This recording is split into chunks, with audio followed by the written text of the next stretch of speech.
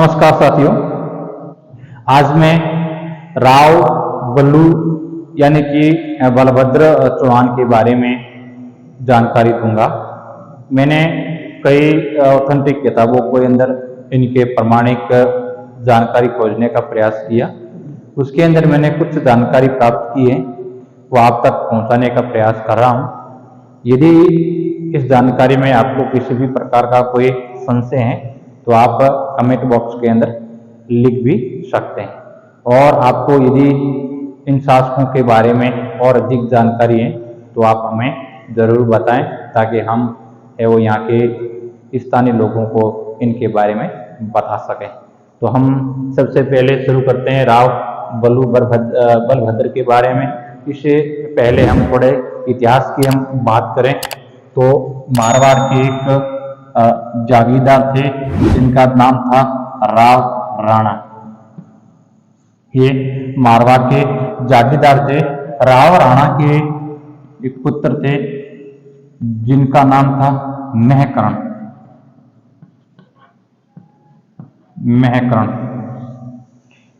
राव राणा के पुत्र थे महकरण, और इन्हीं महकरण ने अपनी पुत्री का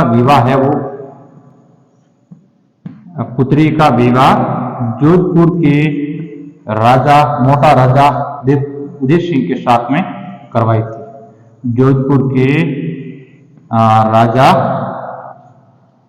मोटा राजा उदय सिंह के साथ करवाई थी।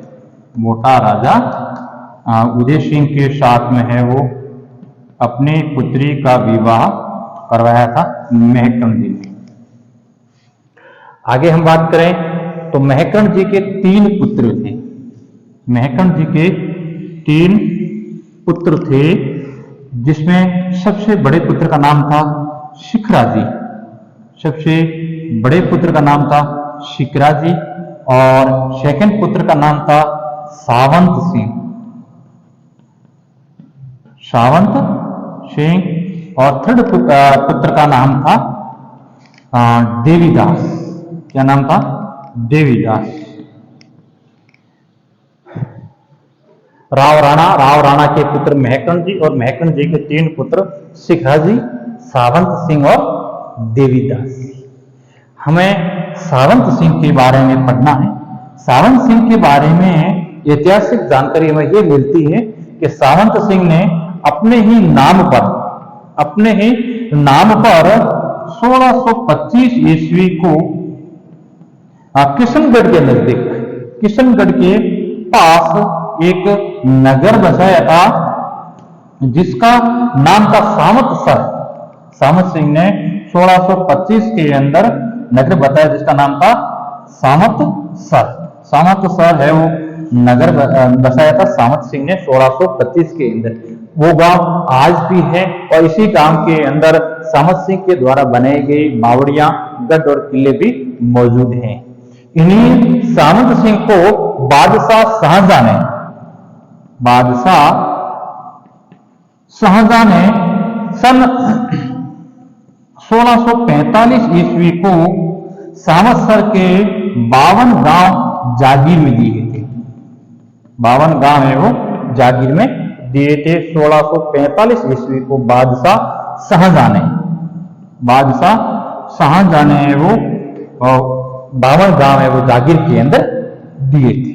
अब हम इससे आगे हम बात करें तो सावंत सिंह के 7 पुत्र थे। सावंत सिंह के 7 पुत्र थे। सावंत सिंह के 7 पुत्र थे। 7 पुत्रों में से तीसरे क्रम के पुत्र थे राव बल्लू। कौन थे? राव बल्लू, जो कि सांचौर के शासक भी रह चुके हैं।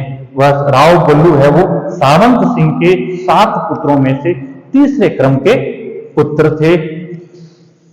राव बल्लू के बारे में हमने कुछ साक्ष्य प्राप्त करने की कोशिश की है कि राव बल्लू ने बादशाह अपने शाहजहां ने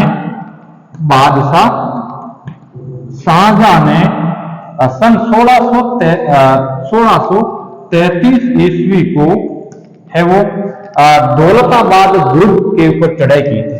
कौन से दुर्ग के ऊपर? दौलताबाद दुर्ग के ऊपर है वो चढ़ाई की थी।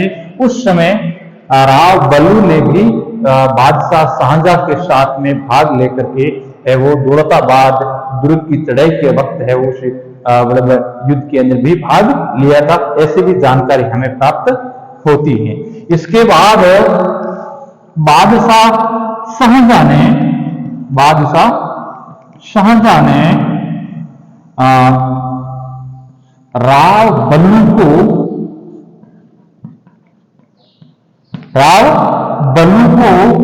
सन 1642 ईस्वी के अंदर है वो 700 जात व 500 सवार के साथ 500 सवार ये मुगलों का मनसब था। इन मनसबों के साथ साचोर की जागीर प्रदान की थी। किसकी जागीर?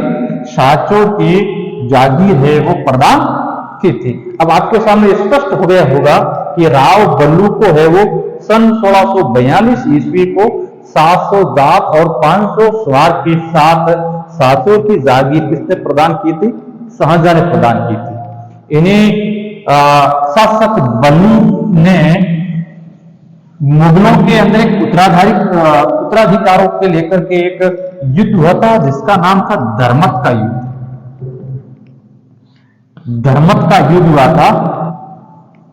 हुमायूं अपने औरंगजेब, दारा और शिकोह जो कि बादशाह शाहजहां के पुत्र थे, इनको उत्तराधिकारी को लेकर के युद्ध हुआ था।